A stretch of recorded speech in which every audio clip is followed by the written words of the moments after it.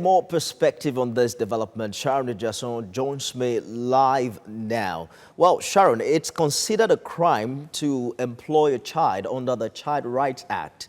But some stakeholders are saying even authorities like the state government, labor unions and the Ministry of Labor might be culpable in this matter. The fact that this incident could just be one out of many in Lagos. It's good news for some of the workers of Shenkpa Nigeria Limited, owing to the fact that the Lagos state government has actually insisted that it's of utmost importance for the company to comply with labor standard and safety measures. Now, we know that the issue of child labor is a global issue. It's not just an issue that we are faced with in Nigeria. But what is more painful for many stakeholders out there is the fact that a 14-year-old child will be told to operate a machine that is actually faulty. Now, a child that is under age 18 is supposed to be in school. So when a child is engaged at this point in time, you wonder what time it would have to actually study or play, because it's a child and actually deserves to actually relate with his peers. When a worker or a child works from 7:30 a.m. to 7:30 p.m., I'm sure you would agree with me that it's actually not, it's not actually fair, and that doesn't promote decent work in the workplace. Do you think, Sharon, that the death of this 14-year-old boy is striking the right chord in such a way that agencies of government will now wake up to their responsibility and show that this is not happening right under our noses?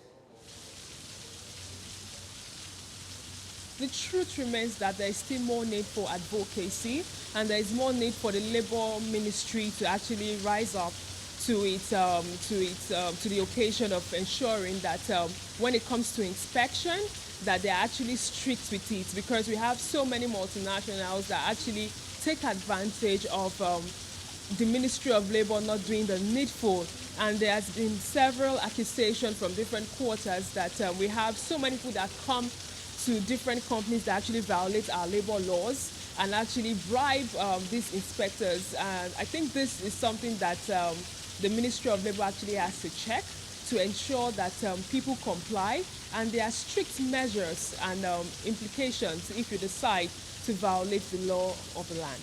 Beyond shutting down the Chinese factory, what other steps are the state government taking now to ensure that this issue is brought to justice, the death of the 14-year-old boy, and indeed several other workers there who are not being treated right? For the Lagos state government, they are more concerned about the safety measures. Every citizen's life is actually important to the Lagos state government. But for the Lagos state government, it's not just about shutting down the company, it's also to help the business of the owners of the company. They want them to comply with safety measures. So if they comply with safety measures, of course, the company will be reopened. But this is also a wake-up call for labor, because labor actually has to do more in terms of ensuring that they engage such factories, because if these workers are unionized, we will not have this kind of situation. Because right now, as we speak, even though they comply with safety measures, the fact remains that workers work more than they should work. They work Monday to Sunday. They work 12 to 18 hours. So, of course, Ministry of Labor and different unions that are actually concerned with chemical and footwear will actually have to come forward to ensure that they engage this company so that they do